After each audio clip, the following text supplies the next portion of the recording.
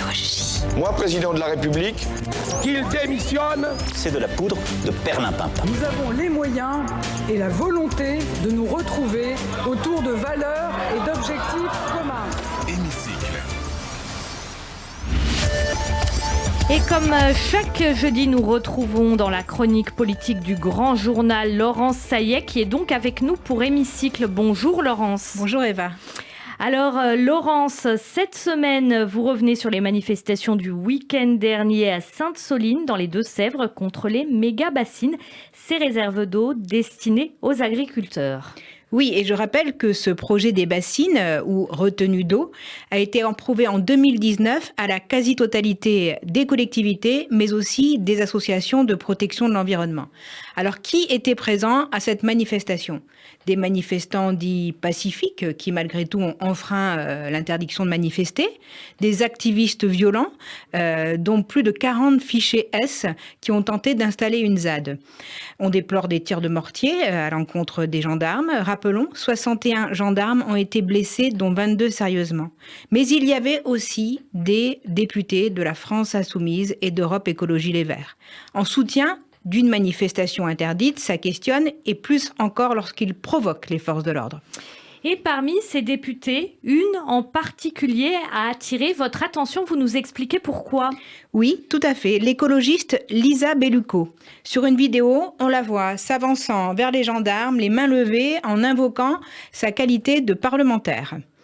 Elle va clairement au contact des gendarmes, elle les provoque, pensant comme certainement son nouveau mentor que la République c'est elle, mais au final, les élus de la République défient celle-ci. Vous dites, Laurence, qu'on a vraiment un camp de l'ordre d'un côté et de l'autre un camp du désordre. Tout à fait. Illustration hier à l'Assemblée nationale lors de l'audition de Gérald Darmanin à la Commission des lois dans le cadre de la LOPMI.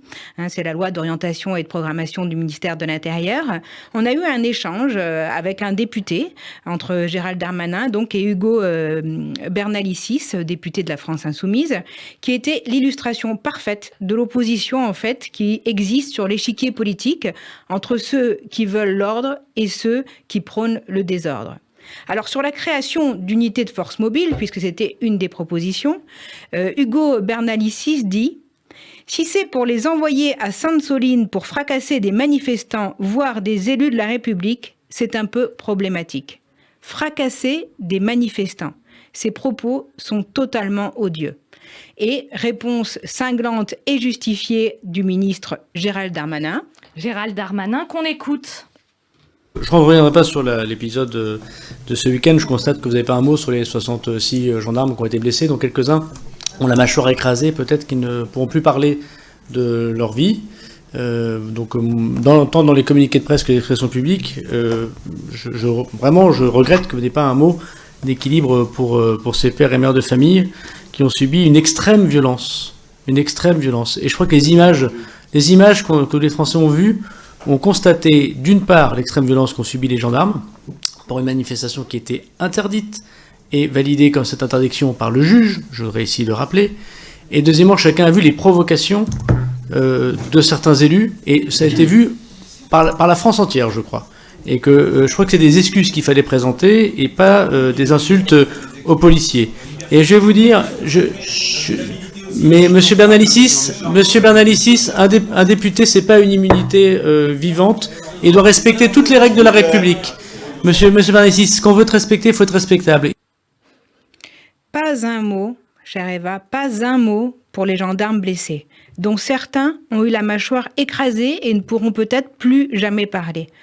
Alors, vous savez, moi je suis consternée parce que il y a 3-4 ans, c'était les Gilets jaunes, samedi c'était Sainte-Soline, il y a 1 an, c'était les anti-vax, même si on n'avait pas vraiment le droit de le dire. À chaque fois, nos forces de l'ordre sont là pour protéger les manifestants, protéger les populations, et ils sont pris à partie dans les cortèges de manière violente et pris à partie aussi politiquement par certains élus. Et ceci, je trouve que c'est inadmissible. S'attaquer aux forces de l'ordre, c'est s'attaquer à la République.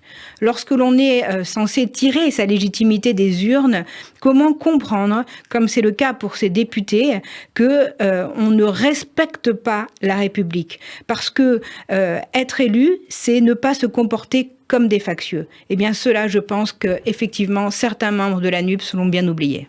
Merci beaucoup Laurence Saillet. Votre chronique, bien sûr, est à retrouver sur notre page Facebook, notre compte YouTube. Et demain, comme chaque vendredi dans Hémicycle, nous retrouverons Yves Tréhard, directeur adjoint de la rédaction du Figaro. Merci Laurence, à la semaine prochaine.